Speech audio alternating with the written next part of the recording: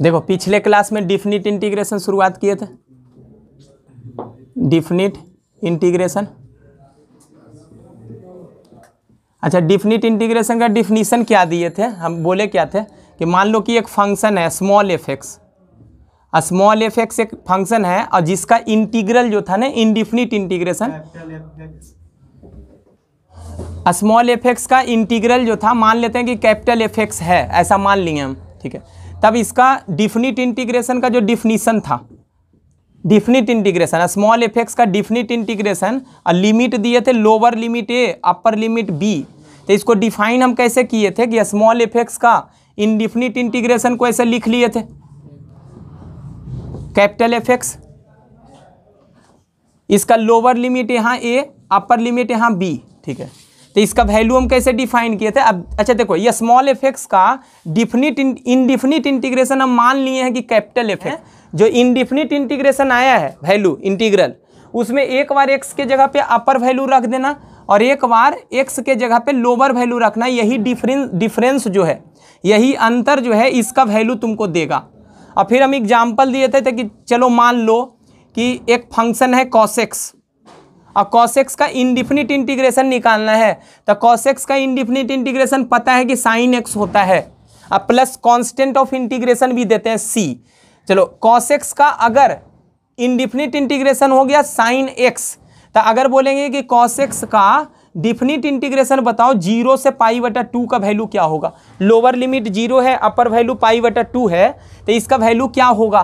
तो सबसे पहले इसका जो इनडिफिनिट इंटीग्रेशन है, इनडिफिनिट इंटीग्रेशन उसको रख दो थर्ड ब्रैकेट में, बड़े वाले ब्रैकेट में रख दो sin x, यहाँ रखो लोअर वैल्यू, यहाँ रखो अपर वैल्यू, एक बार अपर वैल्यू रखो x के जगह पे, एक बार लोअर वैल्यू रखो, डिफरेंस निकाल लो, वही इसका आंसर आएगा, ठीक है। तो करोगे क्या कि sin x, लेकिन x के जगह पे एक बार अपर वैल्यू, फिर माइनस sin 0, तो sin 0, तो sin π/2, sin 90 1 होता है, sin 90 1 और sin 0 0, तो वैल्यू 1, यही आंसर हो जाएगा।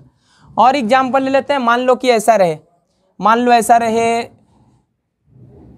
sin x प्लस x, ऐसे रहे एक फंक्शन, और इसका डिफिनिट इंटीग्रेशन निकालना हो 0 से लेके π/4 पे, इतना पे इसका वैल्यू अगर निकालना हो, ठीक है। तो इस डिफिनिट इंटीग्रेशन का वैल्यू निकालने के लिए सबसे पहले तुम्हें इनडिफिनिट इंटीग्रेशन निकालना और फिर इस डिफिनीशन का यूज करना, इस परिभाषा का यूज कर लेना। तो इसको करोगे क्या, सबसे पहले क्या करोगे, ये इनडिफिनिट इंटीग्रेशन निकाल के थर्ड ब्रैकेट में रखना, यहाँ लोअर वैल्यू रख देना, यहाँ अपर वैल्यू रखना। तो एक बार पहले इंटीग्रेशन निकाल लो, साइन एक्स का होता है माइनस कॉस एक्स और एक्स का होता है x²/2। क्या करते हैं, अपर वैल्यू एक बार रखोगे, एक बार लोअर वैल्यू रखोगे, बीच में माइनस दोगे। तो हम क्या कर रहे हैं कि यहाँ पर इसमें अपर वैल्यू रखेंगे, बीच में फिर माइनस दोगे और फिर लोअर वैल्यू इसमें रखेंगे, ठीक है। तो इस पूरे में x के जगह पे पहले π/4 रख दिया जाए इसमें, तो माइनस एक्स, लेकिन x के जगह पे रखना है अपर वैल्यू, फिर प्लस x²/2, लेकिन x के जगह पे रखना है π/4, तो x² जो हो जाएगा π²/16 हो जाएगा। अब /2 है तो 2 इसके साथ गुना हो जाएगा, वही होगा। फिर लोअर वैल्यू रखो माइनस, इसमें x के जगह पे 0 रख दिया जाए, तो माइनस कॉस 0 प्लस x²/2, और 0 रखोगे तो 0 आ जाएगा। यहाँ से आ गया आपका माइनस कॉस π/4, कॉस π/4 का मतलब कॉस 45 डिग्री, और कॉस 45 डिग्री का वैल्यू 1/√2 होता है, तो माइनस 1/√2 प्लस π²/32, यहाँ माइनस, यहाँ कॉस 0 का वैल्यू 1 होता है, तो ये -1 होगा, -1, और ये माइनस के कारण ये बन गया +1, ठीक है। तो वैल्यू टोटल आ गया क्या, इतना आया, यही हमारा इस सवाल का उत्तर होगा, ठीक है। तो बस ध्यान यही रखना है कि अगर कोई फंक्शन स्मॉल एफ एक्स है और उसका इनडिफिनिट इंटीग्रल का वैल्यू कैपिटल एफ एक्स अगर माने, तो इस स्मॉल एफ एक्स का definite integration from A to B जो होगा उसको ऐसे डिनोट करेंगे, और उसके बाद एक बार अपर वैल्यू एक्स के जगह पर रखेंगे और एक बार लोअर वैल्यू रखेंगे और बीच में माइनस देंगे, यही डिफिनीशन कहता है डिफिनिट इंटीग्रेशन का। सवाल हम लिए थे, कुछ सवाल लिए थे, जैसे बोले थे कि मान लो, पहला सवाल बोले थे कि मान लो कि cos² x है और इसका डिफिनिट इंटीग्रेशन निकालना है 0 से π/2 तक, ऐसे इसका वैल्यू मान लो निकालना है। तो इसका वैल्यू निकालना है तो जैसे इनडिफिनिट इंटीग्रेशन में तुम पढ़े थे, इनडिफिनिट इंटीग्रेशन में cos² x को मल्टीपल एंगल में बदलते थे, तो इसको लिख सकते हो 1 प्लस कॉस 2x बटा 2, ऐसे लिखा जा सकता है कॉस स्क्वायर एक्स को dx। उसके बाद क्या करोगे कि 2 को आगे बाहर कर दोगे, तो बाहर करोगे तो 1/2 बाहर हो गया। और उसके बाद बचा क्या, उसके बाद बचा 1 प्लस कॉस 2x, तो 1 का इंटीग्रेशन x, कॉस 2x का होगा साइन 2x, और लिमिट यहाँ रखोगे 0 टू पाई बटा 2, ठीक है। अच्छा 0 टू पाई बटा 2, अच्छा बटा 2, एक बटा 2 भी छूट गया, ठीक है। अच्छा एक चीज़ और, ये तो समझ में आ गया होगा कॉस स्क्वायर एक्स को ऐसे कैसे लिखे, ठीक है, वो तो फॉर्मूला ही था। अच्छा ये अब क्या करोगे, इस 2 को हम लोग क्या करते हैं ना, लिमिट में शामिल नहीं करते हैं, क्योंकि 2 कांस्टेंट है, वो एक्स पर डिपेंड नहीं करेगा। तो 2 को क्या करो, इस इंटीग्रेशन साइन के बाहर कर दो, ठीक। अब एक बार क्या करोगे, एक बार अपर वैल्यू रखोगे, एक बार अपर वैल्यू, एक बार लोअर वैल्यू, और 1/2 पूरे में गुना करोगे। तो देखो यहाँ हम रखेंगे अपर वैल्यू, फिर देंगे बीच में माइनस, फिर यहाँ लोअर वैल्यू और फिर ब्रैकेट बंद, ठीक है। तो अपर वैल्यू एक बार रख लो एक्स की जगह पे पाई बटा 2 प्लस साइन 2 गुना एक्स, मतलब 2 गुना पाई बटा 2। तो 2 में जब पाई बटा 2 से करोगे तो 2 से 2 कट जाएगा, साइन पाई आएगा, अब बटा ई वाला 2, ठीक है। अब लोअर वैल्यू रखो 0 रखोगे तो साइन ई 0 तो 0, फिर प्लस साइन 2 गुना 0, साइन 0 आ जाएगा, साइन 0 बटा 2, साइन 0 होता है इसीलिए 0, ठीक है। तो यहाँ से 1/2 आ गया, आई वैल्यू हो गया पाई बटा 2 प्लस साइन पाई का वैल्यू होता है 0, एन पाई के रूप में कोई भी एंगल हो तो उसका वैल्यू होता है 0, साइन एन पाई, कोई भी एंगल अगर एन पाई के रूप में, एन पाई का मतलब 0 गुना पाई मतलब 0 डिग्री, 0 रेडियन, जो भी बोलो, 1 गुना पाई मतलब 180 डिग्री, 2 गुना पाई, 3 गुना पाई, 4 पाई, 5 पाई, सब पे साइन का वैल्यू 0 होता है। तो यहाँ पर है कितना, साइन पाई है, पाई का मतलब 1 गुना पाई, एन पाई के रूप में, इसीलिए उसका 0, ठीक है। अब गुना कर लो, इसका गुना इससे करोगे तो पाई बटा 4, और यही आंसर होगा। 7 example number 7, sign 2x sign 3x का प्रोडक्ट है और इसका इंटीग्रेशन निकालना है, 0 से पाई बटा 4 हमारा लिमिट वैल्यू है। तो इसको सबसे पहले क्या करोगे, गुना के रूप में है, गुना के रूप में है तो इसको जोड़ के रूप में तुम बदल दो, इसको प्लस के रूप में बदल दो। तो सबसे पहले बोले थे कि बड़ा वाला एंगल को पहले लिख लेना ताकि माइनस में चीज़ें ना आए।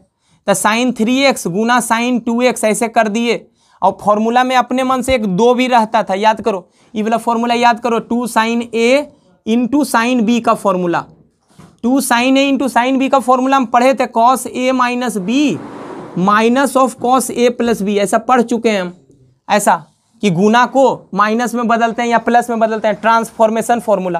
क्योंकि गुना में चीज़ें जब होंगी तो इंटीग्रेशन नहीं निकाल पाएंगे, ठीक है। तो हम इसको क्या करते हैं कि अच्छा 2 अपना मन से लगाएं, क्यों लगाएं, क्योंकि फॉर्मूला पे सेट हो जाएगा, इसमें नहीं था, तो अपने मन से मेंटेन रखने के लिए 1/2 भी कर दो, और लिमिट वैल्यू रख दो 0 से पाई बटा 4, यहाँ से 0 से पाई बटा 4। अब इस गुना वाले को जोड़ में बदल दो, उस फॉर्मूले का यूज कर लो। तो यूज करोगे तो लिखोगे cos a minus B, cos a minus B use करोगे तो 3x माइनस 2x करोगे तो x हो जाएगा, डायरेक्ट करते हैं, minus cos a plus B, तो कॉस a प्लस बी करोगे तो cos 3x plus 2x cos 5x हो जाएगा। अब इसके बाद क्या करना है, इसके बाद अलग अलग इंटीग्रेशन निकाल लो, इनडिफिनिट इंटीग्रेशन पता होगा, 1/2 इंटीग्रेशन थर्ड ब्रैकेट में रखो, तो कॉस x का इंटीग्रेशन होता है साइन x, और कॉस 5x का होता है साइन 5x बटा 5, और लिमिट वैल्यू रख देंगे 0 से पाई बटा 4, ठीक है। अब एक बार अपर वैल्यू, एक बार लोअर वैल्यू, एक बार अपर वैल्यू यहाँ रखो, अच्छा 1/2 का पूरे में गुना करना है, इस बात का ध्यान रखना है, फिर माइनस, और यहाँ ठीक है अपर वैल्यू 0, अपर वैल्यू पाई बटा 4, लोअर वैल्यू 0। तो एक बार इस ब्रैकेट में रखो अपर वैल्यू, ठीक है। तो साइन एक्स का मतलब साइन पाई बटा 4 माइनस साइन 5 पाई बटा 4, अच्छा एक्स के जगह पे सिर्फ हम 5 पाई बटा 4 किए हैं, पाई बटा 4 किए हैं, लेकिन ये पूरे में 5 से भाग है, ठीक है। फिर बीच में माइनस, फिर 0 रखोगे तो साइन 0 लिख देते हैं डायरेक्ट, माइनस साइन 5 गुना 0, यानी कि साइन 0 ही आएगा, तो 0/5 0 ही आना है उसको, ठीक है। अच्छा पाई बटा 4 पर साइन का वैल्यू मतलब 45 डिग्री पर 1/√2 होता है, पता ही है, ठीक है। तो यहाँ से वैल्यू होगा 1/2, और इसका वैल्यू हो गया 1/√2, ठीक है। फिर है बीच में माइनस, अच्छा साइन 5 पाई बटा 4, साइन 5 पाई बटा 4 का मतलब एक्चुअल में है क्या, साइन 5 पाई बटा 4, इसका वैल्यू जानना है, तो इसको क्या ऐसे लिख सकते हो क्या, साइन पाई प्लस पाई बटा 4 लिखा जा सकता है। पाई में अगर पाई बटा 4 जोड़ोगे तो 5 पाई बटा 4 आ जाएगा। ऐसा क्यों लिखे हैं? क्योंकि फिर फॉर्मूला हम लगा सकते हैं। देखो पाई है तब pi plus theta, pi plus theta, pi यहाँ आता है, पाई का मतलब 180 डिग्री, तब pi plus theta third quadrant में आएगा। और थर्ड में साइन जो होता है वो निगेटिव होता है, पता ही होगा। तो थर्ड में निगेटिव, तो वैल्यू तो निगेटिव आएगा। अब 180 डिग्री पे साइन में ही रहता है, अपने को फंक्शन में नहीं बदलता है। साइन कॉस में नहीं बदलेगा, बदलता कहाँ है? 90 पे और 270 पे। लेकिन यहाँ पाई है तो साइन का वैल्यू साइन में ही रहेगा और साइन थीटा का वैल्यू बराबर होगा। हम कुछ नहीं किए, इस फॉर्मूले का यूज किए हैं, sine 180 plus theta. Sine 180 plus theta का फॉर्मूला कैसे लिखते हो? तो 180 प्लस थीटा थर्ड क्वाड्रेंट में आएगा और थर्ड में साइन जो होता है वो निगेटिव होता है और साइन में ही रहता है, साइन थीटा के बराबर होता है। ठीक है, साइन पाई प्लस पाई बटा 4 का वैल्यू माइनस साइन पाई बटा 4 के बराबर हो गया। तो माइनस ऑफ और साइन 45 डिग्री का वैल्यू कितना है? 1/√2। तो इसका वैल्यू हम निकाल लिए साइन 5 पाई बटा 4 का, और वही यहाँ है साइन 5 पाई बटा 4 जिसका वैल्यू माइनस में आएगा, माइनस 1/√2। इस साइन 5 पाई बटा 4 के जगह पे लिखे हैं, बटा है 5। ठीक है, ब्रैकेट हो गया बंद, और आगे तो जीरो ही है तो डिस्टर्ब तो करेगा नहीं किसी को। ठीक है, यहाँ से 1/√2 हो गया, फिर गुना 1/√2, आई माइनस माइनस प्लस, और 1/5 ही √2 के साथ गुना में रहेगा। और फिर इसको एलसीएम ले लो, तो एलसीएम लिए तो एलसीएम आएगा 5√2, इन दोनों का एलसीएम 5√2। ठीक है, तो यहाँ से 5 बचेगा, अब 5 का गुना 1 से 5 प्लस यहाँ तो 1, तब 5 1 6, और नीचे रहेगा 2, तो 6 को काट देगा 2, तो बचेगा ऊपर 3 और नीचे 5√2, और यही इस सवाल का आंसर है। सबसे पहले देखो क्या ऑब्जर्व करो, ये नीचे वाला चीज देखो, इस चीज, क्या ये चीज किसी फॉर्मूले में आता है क्या? ये वाला चीज देखो, तो cos 3 थीटा का फॉर्मूला क्या होता है? cos 3 थीटा का फॉर्मूला था 4 cos क्यूब थीटा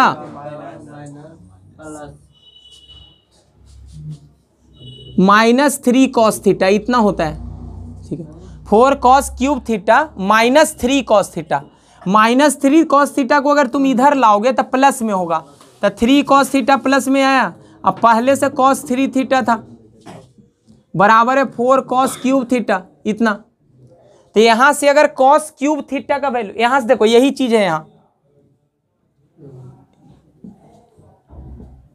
यही चीज है, देखो यही चीज यहां है, 3 cos x plus cos 3x, इतना है। अब 3 cos x plus cos 3x को क्या लिख सकते हो? 4 cos क्यूब x लिख सकते हैं।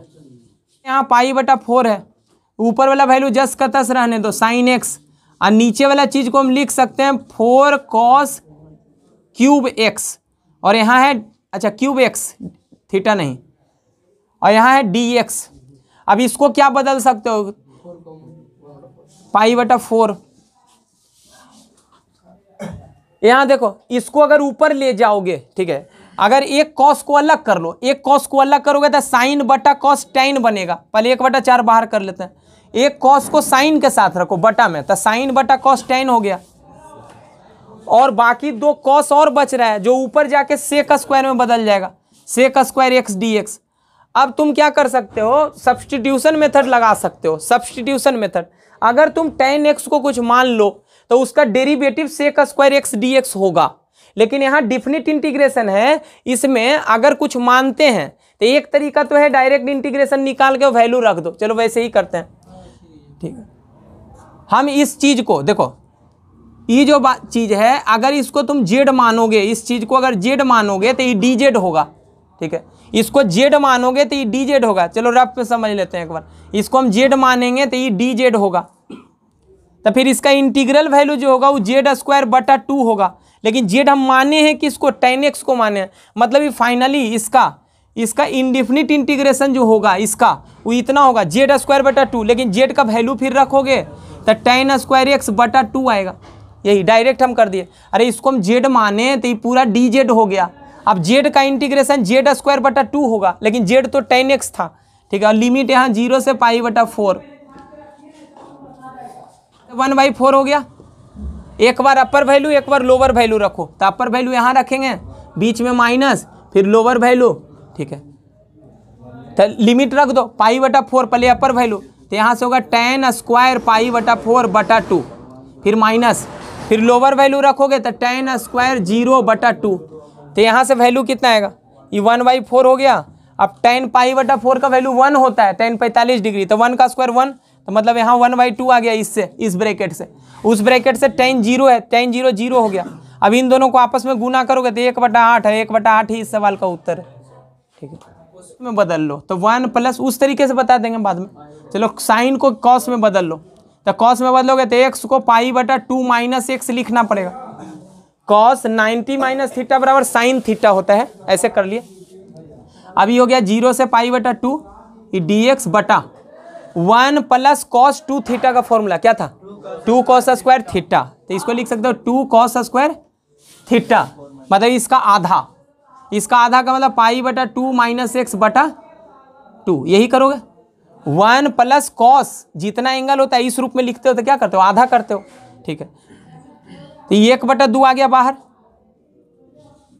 बचा 0 से π/2 लिमिट, यहाँ है ऊपर dx और नीचे है कॉस स्क्वायर π/2 का 2 से भाग देना, तो हो जाएगा π/4 माइनस x का भाग 2 से 2, तो x/2। ठीक है, ये ऊपर जाएगा तो किस चीज़ में होगा, सेक स्क्वायर में, कॉस स्क्वायर ऊपर जाके sec square π/4 minus x/2 dx।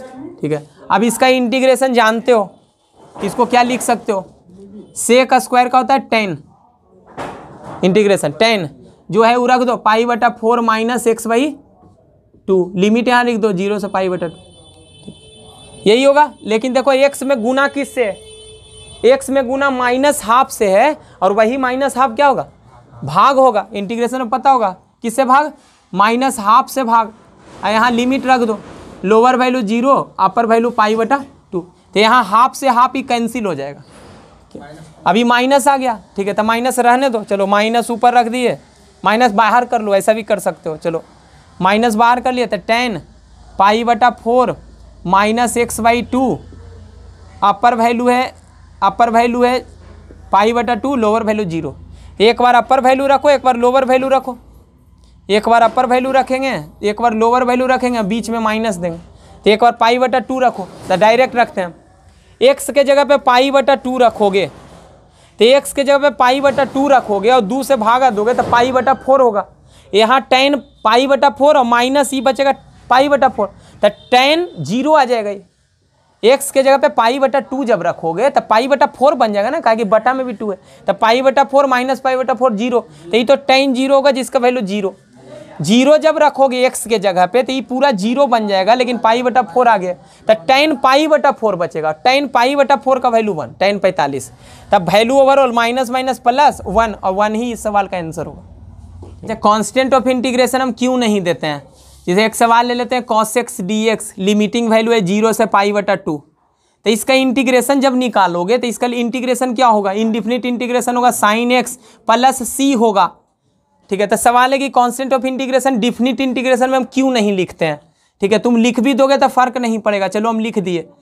अच्छा, इंटीग्रेशन निकाल लिए cos x का sin x प्लस c। अच्छा, एक बार अपर वैल्यू रखोगे, एक बार लोअर वैल्यू रखोगे, तो अपर वैल्यू यहाँ रखते हैं, चलो अपर वैल्यू रख लो, sin x के जगह पर रखना है π/2 प्लस c।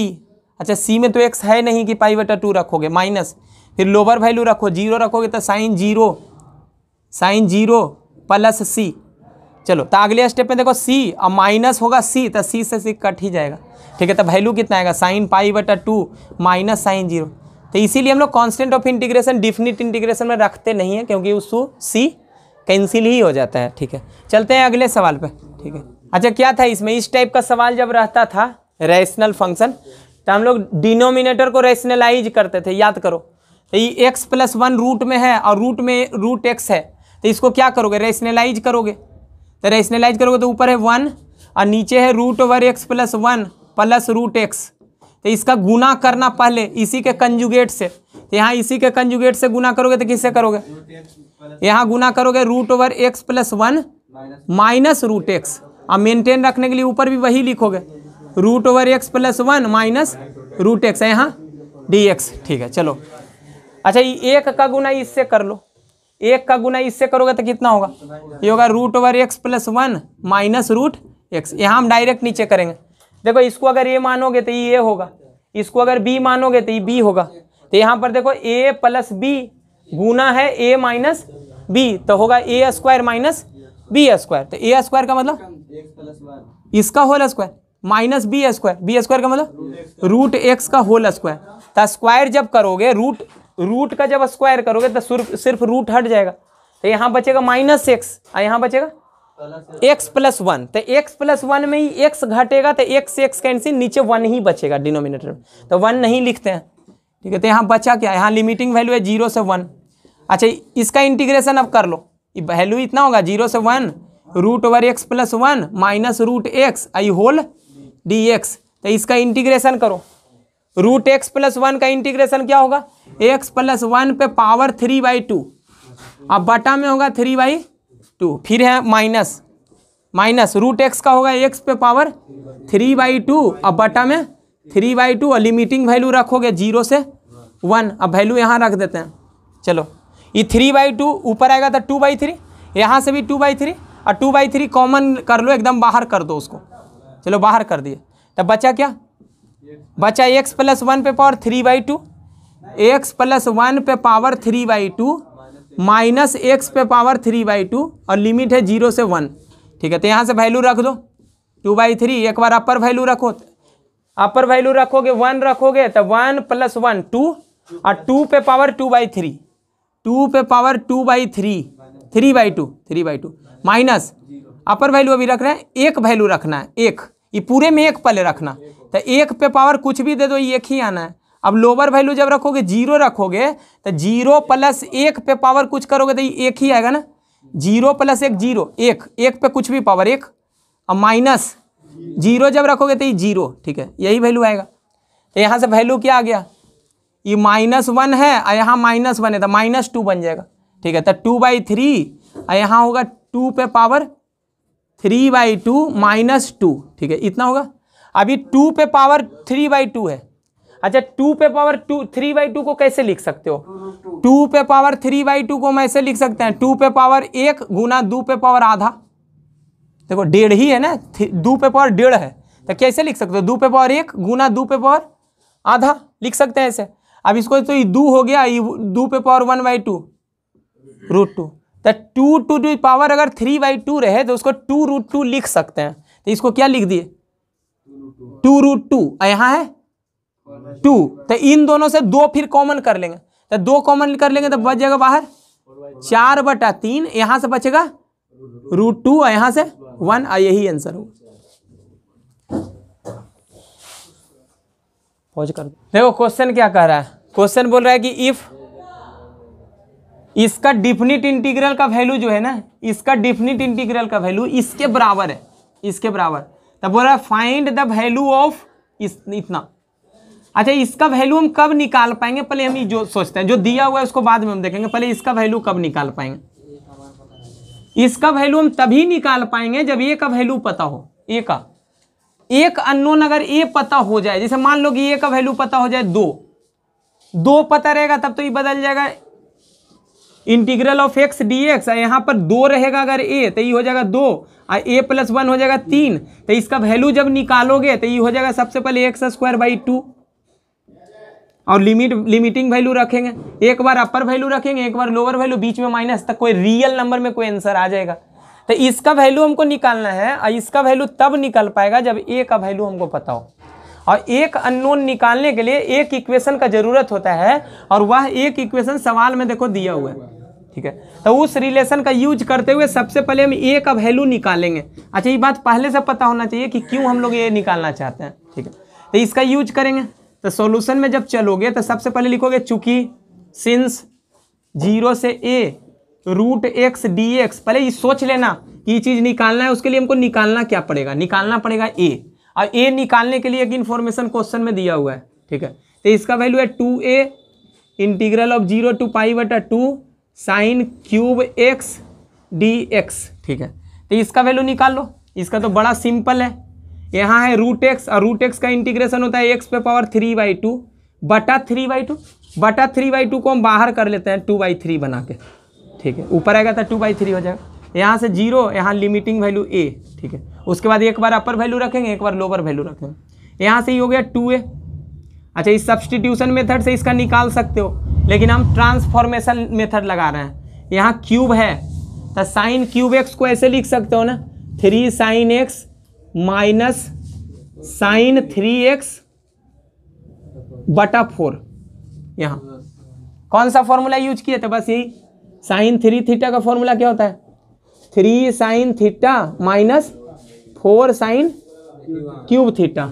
तो यहाँ से तुम क्या करो, सबसे पहले 4 साइन क्यूब थीटा को इधर लाओ, तब प्लस में हो जाएगा 4 साइन क्यूब थीटा, और ये वाला साइन थीटा उधर जाकर माइनस में हो जाएगा, तो 3 sine theta minus sine 3 theta, तो 3 sine theta minus sine 3 theta, और 4 जो रहेगा साइन क्यूब के साथ वो भागा में आएगा इतना, तो उसी से आ जाएगा। अब क्या करोगे, इसको ये 2 बाहर करोगे, तो बाहर करोगे तो 2a बटा 4 ही बन जाएगा, a/2 कट जाएगा, 4 से कटेगा, 4 कट जाएगा 2 से। और यहाँ पर इसका इंटीग्रल निकाल लिया जाए, इसका इंटीग्रेशन निकालो, यहाँ रखो लोअर वैल्यू, यहाँ रखो अपर वैल्यू। तो यहाँ 3 साइन एक्स का इंटीग्रेशन कैसे निकालोगे? 3 बाहर, और साइन एक्स का इंटीग्रेशन होगा माइनस कॉस एक्स। ठीक है, अभी साइन 3x का क्या होता है? माइनस कॉस 3x/3, लेकिन आगे है माइनस, तो उसको बना देगा वो प्लस। ठीक है, तो प्लस में हो गया कॉस 3x/3। साइन 3x का होगा माइनस कॉस 3x/3, लेकिन आगे पहले से माइनस था, उसको बना दिया प्लस। ठीक है, अभी इधर कर लो, इधर इसमें ये हो गया 2/3। अच्छा, बाई 2a/4 है ना, तो 2a/4 है, तो 2 जो है 4 को काट देगा, बटा में 2 आ जाएगा, वही 2 है। ठीक है, अच्छा, ए का वैल्यू एक बार अपर वैल्यू रखो, एक बार लोअर वैल्यू। तो एक्स के जगह पे एक बार रखो अपर वैल्यू, तो ए रख दिए, तो ए पे पावर हो गया 3/2, माइनस हो गया 0 रखोगे तो एक्स के जगह पे, तो 0 पे कुछ भी पावर दोगे तो 0 ही होना है। ठीक है, यहाँ से क्या होगा अब, अच्छा, लिमिटिंग वैल्यू यहाँ रखे हैं, उधर नहीं रखे हैं। ठीक है, चलो कोई बात नहीं, इधर और क्या कर सकते हैं इसके बाद?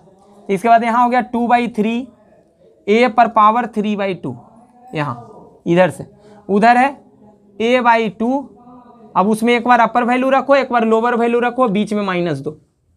चलो, एक बार अपर वैल्यू रखो π/2, तो -3 cos π/2। ठीक है, -3 cos π/2, π/2 90 डिग्री पर cos का वैल्यू 0 होता है। ठीक है, तो ये तो हो जाएगा यहाँ से 0 प्लस, अच्छा, cos है 3 और x की जगह पर रखोगे π/2, तो 3π/2 होगा। 3π/2 का मतलब 270 डिग्री, और 270 डिग्री इस लाइन पर, इस लाइन पर यहाँ पर cos का वैल्यू 0 होता है। 90 डिग्री और 270 डिग्री पे cos का वैल्यू 0, और इस लाइन पे साइन 0 होता है, मतलब साइन 0 और साइन 180 0 होगा। ठीक है, तो इसको याद कर लो। ठीक है, तो cos कितना होगा? 3π/2, मतलब cos 270 डिग्री, तो 0/3 0, चलो 0 हो गया।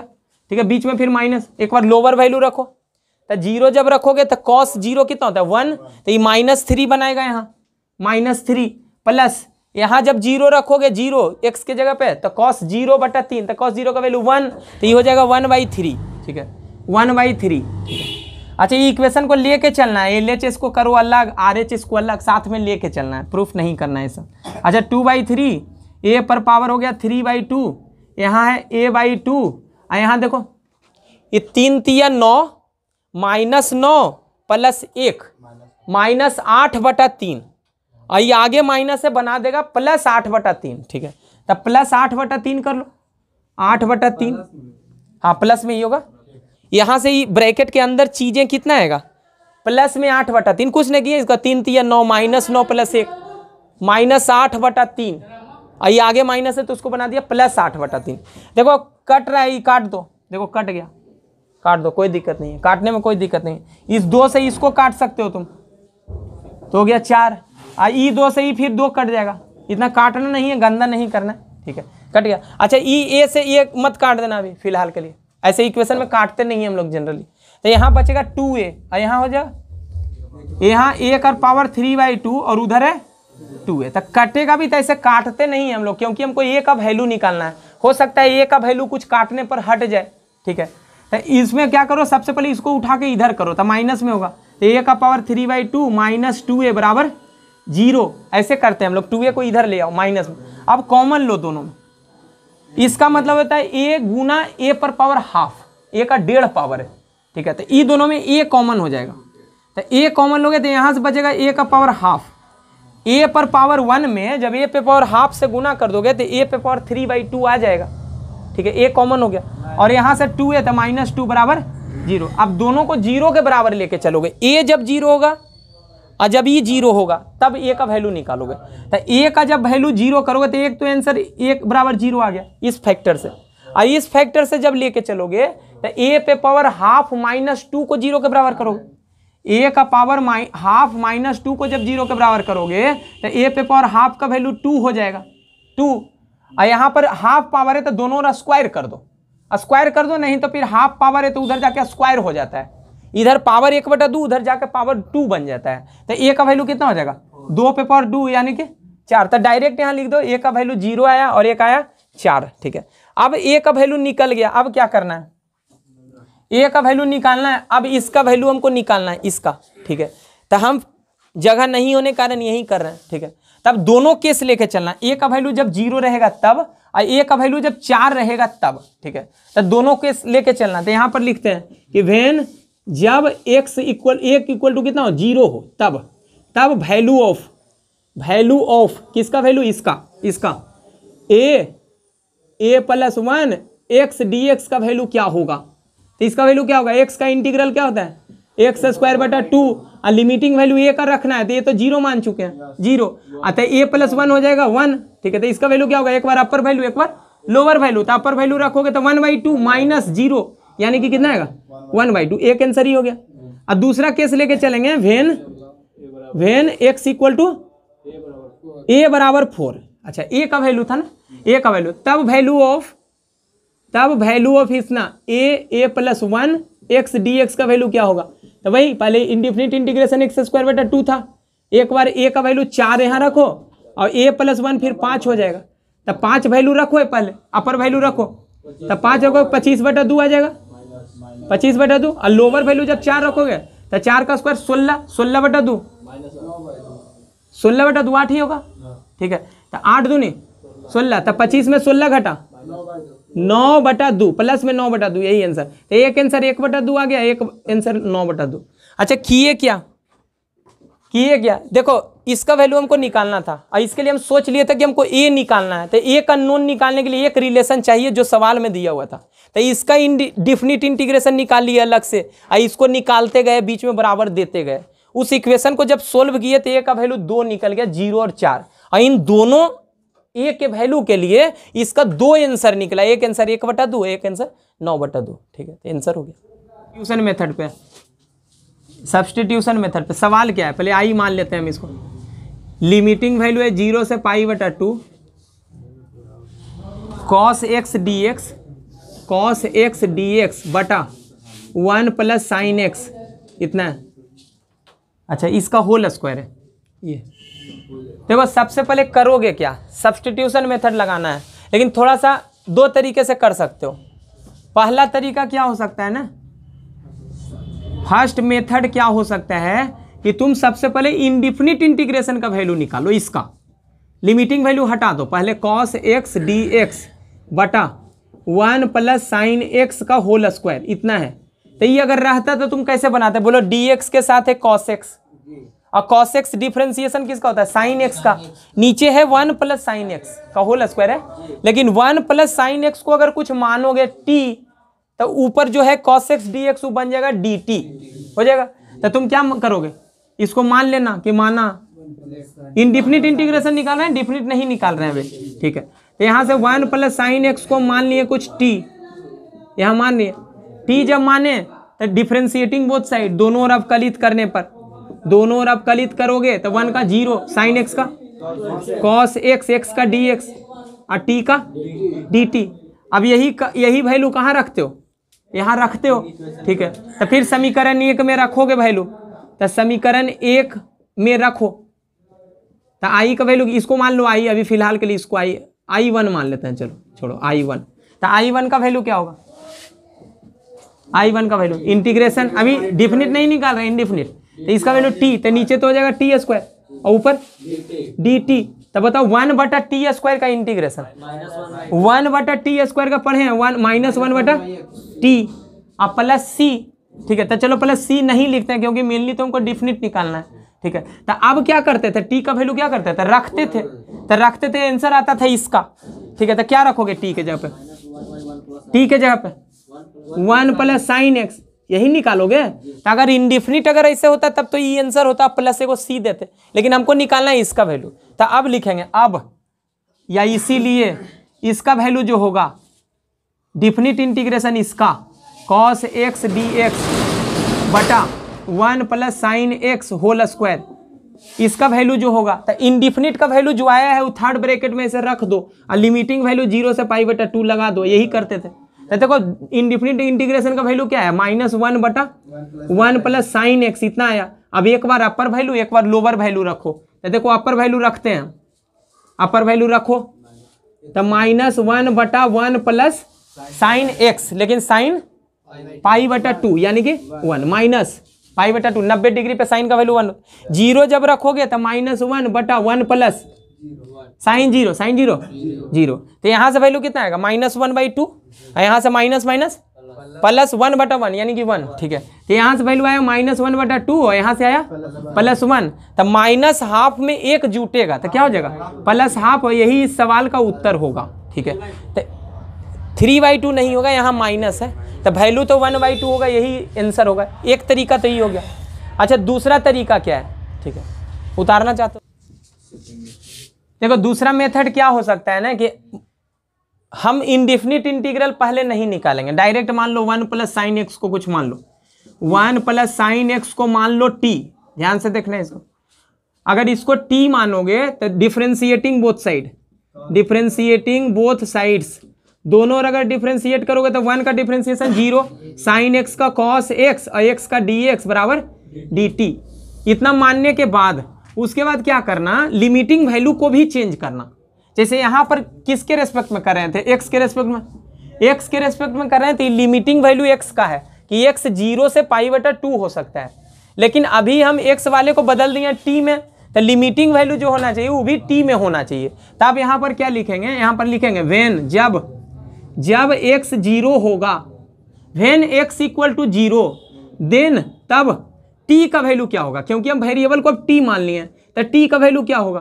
तो देखो टी है कि कितना, 1 प्लस साइन एक्स है, तो यहाँ पर एक्स के जगह पे 0 रखना, ठीक है। तो 1 प्लस साइन 0, 1 प्लस साइन 0 होगा, 1 प्लस साइन 0, तो 1 प्लस 0 यानी कि 1, मतलब एक्स का वैल्यू जब 0 है तो उस समय टी का वैल्यू 1 होगा।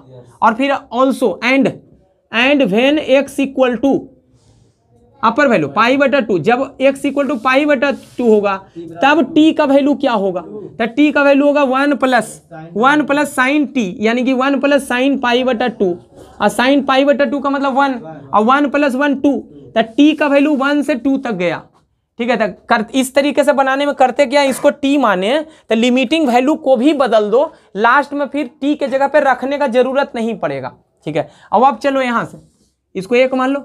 अब नाउ फ्रॉम 1 एक से, एक में आई का वैल्यू क्या हो जाएगा, देखो एक में आई का वैल्यू, तो लिमिटिंग वैल्यू एक्स का वैल्यू 0 से पाई बटा 2 था, लेकिन अब टी हो गया, तो टी का वैल्यू 1 से 2 तक होगा, इतना कर दिए। ऊपर कॉस एक्स डी एक्स को क्या लिखोगे, डी टी लिखोगे, और नीचे हो जाएगा टी का स्क्वायर, इतना हो गया। अब इसका डिफिनिट इंटीग्रेशन इसका इंडिफिनिट इंटीग्रेशन बताओ।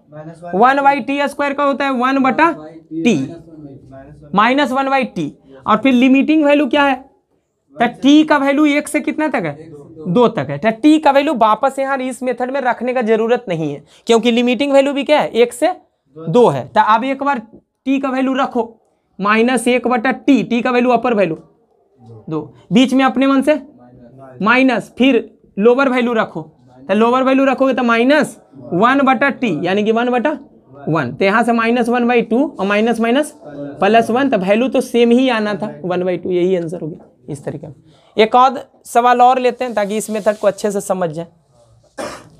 रूट के अंदर जो चीज़ है x पे x टू दी पावर 5 + 1, तो x टू दी पावर 5 + 1 को अगर कुछ t मानोगे और उसका अगर डेरिवेटिव निकालोगे, डिफरेंशिएट करोगे, तो फिर क्या x पे पावर 4 आएगा क्या, x पे पावर 5 का डिफरेंशिएशन क्या होगा, 5x पे पावर 4, और वह चीज़ देखो dx के साथ है, मतलब ये पक्का है कि सब्स्टिट्यूशन मेथड से ही बन जाएगा।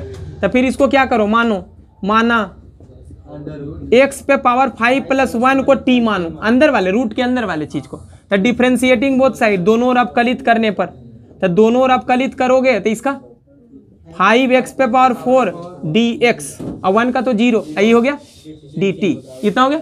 इसके करने के बाद फिर क्या करोगे, लिमिटिंग वैल्यू भी बदलोगे, ठीक है, क्योंकि t में आ जाएगा चीज, तो ये तो x का लिमिट है, ठीक है। तो यहाँ क्या करो, जब x = -1 तब को इंप्लाई भी ऐसे लिखते हैं, दिस इंप्लाई, तब t का वैल्यू क्या होगा, t का वैल्यू क्या होगा, x पे पावर 5 + 1, लेकिन x का वैल्यू क्या रखना है, -1, तो -1 पे पावर 5 करोगे तो -1 -1 + 1 कितना होगा, 0। तो t का वैल्यू उस समय 0 होगा जब x का वैल्यू माइनस हो, और जब x इतना हो 1, तब t कितना होगा, निकाल लो यहां से, t का वैल्यू 1 रखोगे तो 1 पे पावर 5, 1 + 1 2। इतना करने के बाद उसके बाद क्या करो, इन सारे का वैल्यू जो है वहां 1 में सब्स्टिट्यूट कर दो, 1 में। तो समीकरण 1 से, ठीक है, रखो आई का वैल्यू क्या होगा, ठीक है।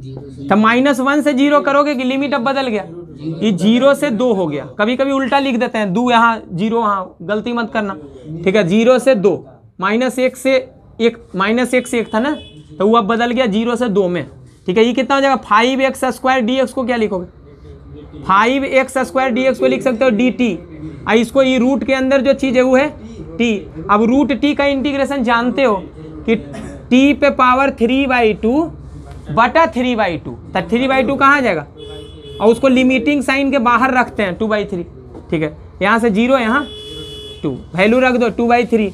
एक बार अपर वैल्यू रखो 2, तो 2 रखोगे तो कितना, 2 का पावर 3/2 माइनस 0 रखोगे तो 0। फिर वापिस आ गया यहाँ 2 पे पावर कितना है 3/2, तो उसको तो हम बता चुके थे कि 2√2 भी लिख सकते हो, ठीक है। तो ये कितना हो गया, 4√2/3, और यही आंसर हो गया इस सवाल का। 19 क्या है, यहाँ लिमिटिंग वैल्यू दिया हुआ है 0 से 1, यहाँ है x गुना 1 + -x पे पावर 23 dx। देखो सब्स्टिट्यूशन लगाओ इसमें, देखो 1 - x को कुछ मान लो तुम, 1 - x को अगर z मान लो, देखो मानते हैं इस 1 - x को z मान लेते हैं, ध्यान देना इधर, 1 - x को अगर t मान ले, चलो t मानते हैं, तो t मानेंगे तो डिफ्रेंशिएट करोगे दोनों ओर, तो दोनों ओर डिफ्रेंशिएट करने पर, नहीं लिखते हैं, दोनों ओर अवकलित करने पर -x का होगा, एक -x का -dx डिफ्रेंशिएशन, और t का dt, तो यहां से dx का वैल्यू आ गया -dt। उसके बाद लिमिटिंग वैल्यू भी बदलोगे, उसके बाद करोगे क्या, लिमिटिंग वैल्यू, तो यही लाइन खींच के करो, जब x का वैल्यू क्या हो, 0 हो, उस समय t का वैल्यू क्या होगा। तो देखो t माने हो किसको, 1 - x को, तो 1 - 0 यानी कि हो गया 1, और जब x का वैल्यू ये हो, अपर वैल्यू 1 हो, तो उस समय t का वैल्यू क्या होगा, तो t का वैल्यू होगा 1 - x, लेकिन 1 - 1 है तो हो जाएगा 0। अब कुछ नहीं करो, ये वाला वैल्यू जो है इस सब रख दो समीकरण 1 में, तो डायरेक्ट हम लिख देते हैं समीकरण 1 से i का वैल्यू क्या होगा, तो i का वैल्यू था 0 से 1, लेकिन अब लिमिटिंग वैल्यू बदल गया 1 से 0, तो यहाँ लिख दो 1 से 0। यहाँ है x, ये पहले इसको रख दो, इसको मान चुके t, तो t पे पावर होगा 23 गुना है यहाँ पर x, देखो इसके जगह पर रख दिए t मान चुके। अब इस x को क्या लिखोगे, तो देखो यहाँ x से वैल्यू निकालो, यहाँ x का वैल्यू निकालो तो क्या होगा, -x उधर जाके +x हो जाएगा, और t इधर आ गया माइनस, तो 1 - t, तो इस x को भी t के रूप में लिख दो 1 - t, और फिर बचा एक क्या dx, तो dx को तुम लिख सकते हो -dt, यहाँ ब्रैकेट में लिख दो -dt ब्रैकेट में। अच्छा, इसके बाद क्या करना है, 1 से 0, ठीक है, इसका गुना करो इससे, अच्छा ये माइनस है, माइनस को अंदर ले लो, तो माइनस का गुना 1 से करोगे तो -1 हो जाएगा, और -t जो हो जाएगा वो +t हो जाएगा, तो पलट जाएगा, कितना हो जाएगा t - 1, आई आगे है 23, आई हो गया dt, कुछ नहीं किया, t को अंदर ले लिए तो 1 - t, t - 1 में पलट गया। अब इसका गुना इससे करो तो हो गया t पे पावर 24, फिर इसका गुना इससे करो, 1 का गुना t पे पावर 23 से, तो -t पे पावर 23, और ये हो गया dt, लिमिटिंग वैल्यू है 0 से 1 से 0। अब इसका इंटीग्रेशन कर लो, यहाँ कर लेते हैं, इंटीग्रेशन करो, t पे पावर 24 का इंटीग्रेशन, t पे पावर 25/25 इतना होगा, फिर माइनस t पे पावर 23 है तो t का पावर 24/24 और फिर वैल्यू है 1 से 0। अच्छा क्या सही है, लिमिटिंग वैल्यू रखो, 0 रखोगे तो कितना आएगा, ये भी 0 हो जाएगा, ये भी 0, अरे 0/25 0, ये भी 0, तो ये 0 माइनस 0 होगा, फिर माइनस 1 रखो, 1 रखोगे तो 1/25 माइनस 1/24, तो ओवरऑल वैल्यू कितना आएगा, तो इसको पूरा सोल्व कर लो, ठीक है। तो माइनस एलसीएम लोगे तो कितना, 25 × 24 600, ठीक है, 6 चौके 24 होता है ना, तो 4 का गुना 25 से करोगे 100, अच्छा 600, ठीक है। तो 24 माइनस 25 -1, लेकिन आगे 1 तो ये हो जाएगा प्लस, ये +1 बना देंगे, यही आंसर होगा इस सवाल का, ठीक है। ये क्वेश्चन नंबर 19 हो गया।